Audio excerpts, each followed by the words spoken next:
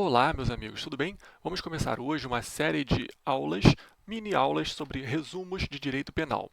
É mais apropriada para quem já estudou a matéria. Então, se você já viu a parte introdutória, o que a gente vai falar aqui hoje de direito penal, é legal, vai ser legal para você. Se você ainda não viu nada disso, seria bom dar uma lida primeiro na doutrina do seu material de estudo, no Código Penal, e depois vir para o resumo. Essa é uma série mais apropriada para quem está numa reta final, está num pré-prova, quer ver essa matéria de uma forma mais condensada, relembrar o que já estudou, excelente.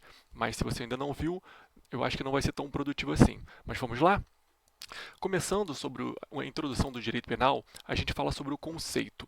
O direito penal é um conjunto de princípios e regras, tantos princípios quanto regras, que servem para quê? Para combater o crime e a contravenção penal com sanção. Sanção de penas privativas de liberdade, penas restritivas de direito, mas sanções. E é um direito público interno, ou seja, de normas indisponíveis. As características do direito penal são quais? Ele é uma ciência, é dogmática, tem seus próprios dogmas. Ele é cultural, pois ele trata o dever ser da nossa sociedade. Ele é normativo, por quê? Porque a base do direito penal é a lei, lei escrita, a lei formal. Ele é valorativo também, por quê? Porque ele tem sua própria escala de valores. Ele é finalista, por quê? Porque o objetivo tem uma finalidade no direito penal. Qual é? Proteger certos bens jurídicos. Ele é sancionador. Sancionador por quê? Porque ele não cria bens jurídicos. Ele só protege com sanção os bens já definidos. Ele é constitutivo, porque ele protege interesses não regulados e outros ramos do direito. E ele é fragmentário, porque ele só protege os bens jurídicos mais importantes. Não é qualquer bem jurídico protegido que vai ser objeto de direito penal. Sobre a criminalização, nós podemos falar duas coisas. Sobre a criminalização primária e a criminalização secundária. A criminalização primária é aquela feita pela lei, quando a lei cria um tipo penal, um delito, um crime, ela especifica um ato e uma pena. Ela está criando, então é a criminalização primária. A criminalização secundária é a ação punitiva concreta do Estado, quando o Estado efetivamente pune o agente de uma conduta que está tipificada na lei penal. De acordo com Zaffaroni, essa criminalização secundária ela cria duas características, dois atributos do direito penal, que é a seletividade e a vulnerabilidade. A seletividade, que ela seleciona um certo grupo social, e a vulnerabilidade, porque esse grupo social fica vulnerável, criando o que ele chama de labeling approach. Labeling approach, então, seria para o Zaffaroni essa, essa estigmatização da população criminosa que acaba, depois de cometido o crime, a sanção não se limita à pena privativa de liberdade, à pena restritiva de direito. Depois que uma pessoa é presa, na linguagem popular, ela puxou cadeia, ela passa a ser estigmatizada pela sociedade. O cumprimento da pena não apaga tudo o que ela fez. Muito pelo contrário, o cumprimento da pena cria um outro problema que é a estigmatização no meio da sociedade. Essa pessoa não consegue arrumar empregos depois, ela não consegue se inserir na sociedade da forma como deveria. Então, esse labeling approach é um problema da criminalização secundária, da seletividade e da vulnerabilidade criadas pelo direito penal, produzidas pelo direito penal. As funções do direito penal, quais seriam então? Proteger bens jurídicos, que é a função principal e a finalidade principal do direito penal. Segunda função, instrumento de controle social, ou seja, ele visa a paz pública. Função de garantia também, garantia de direitos mínimos. Ele é chamado de Magna Carta do delinquente por alguns doutrinadores. Por isso, por garantir direitos e garantias mínimas para a pessoa que comete o tipo penal. Função também ético-social, que, que protege valores mais importantes da sociedade. Função simbólica, tanto para o governante quanto para o cidadão. Função simbólica para o governante quer dizer que o governante só pode punir naquele limite especificado na lei penal, pena de tanto a tanto, só pode punir naquele limite de pena. E para o cidadão, assim, função simbólica para o cidadão, que indica para o cidadão quais condutas ele não pode cometer, ele não deve cometer. Função também motivadora, que para, é, é também vinculada à função simbólica, que apresenta razões e apresenta condutas que o cidadão deve ou não deve cometer.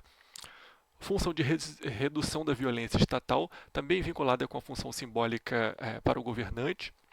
A redução da violência estatal, o Estado só pode punir, só pode exercer a sua violência até um certo limite. E a função promocional, que é um instrumento de transformação social. Através do direito penal, alguns doutrinadores defendem que a transformação social pode ser buscada sim, através dessas indicações dos tipos penais, de que condutas o indivíduo não deve cometer.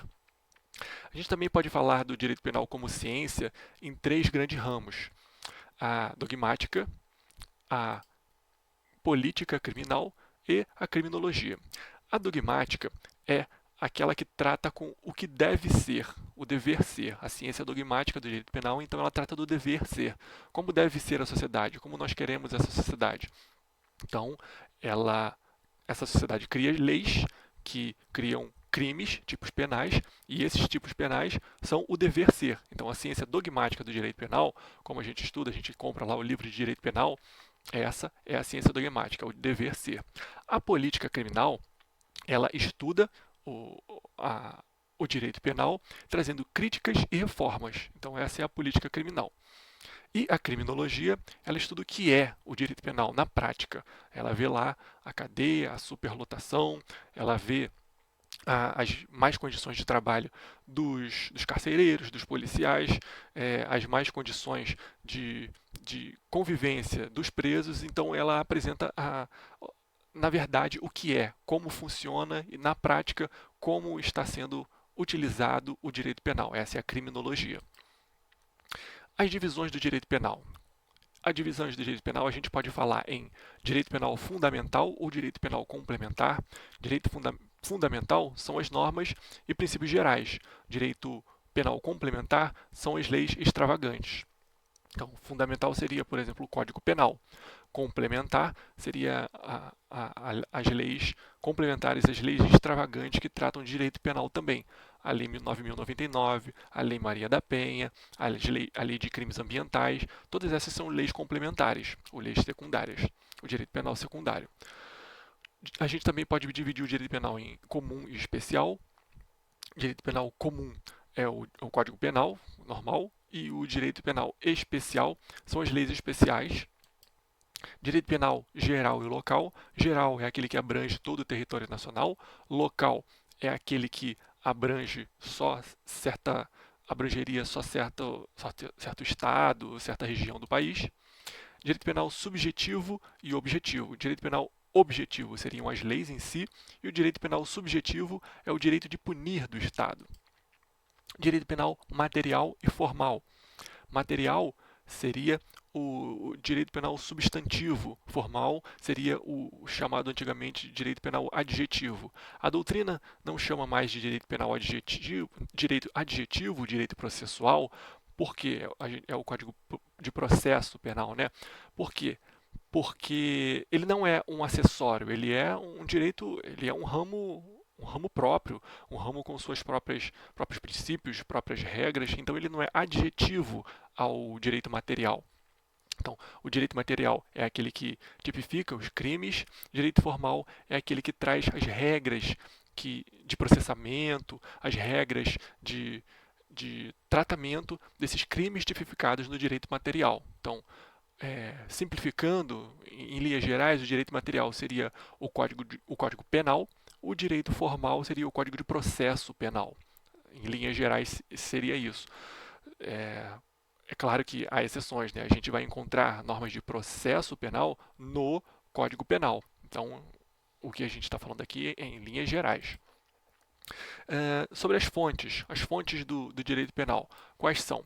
A gente pode falar de fontes materiais e fontes formais. A fonte material, como vocês podem já ver, é a União. É a União que tem o monopólio de dizer o que é crime e o que não é. Por isso que ela é a fonte material do direito penal.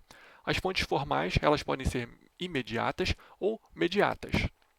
Fonte formal imediata é sempre a lei. É a lei que cria o crime, que cria o tipo penal. Ela é que diz o que não deve ser feito e, se for feito, será aplicada uma pena. É a lei penal.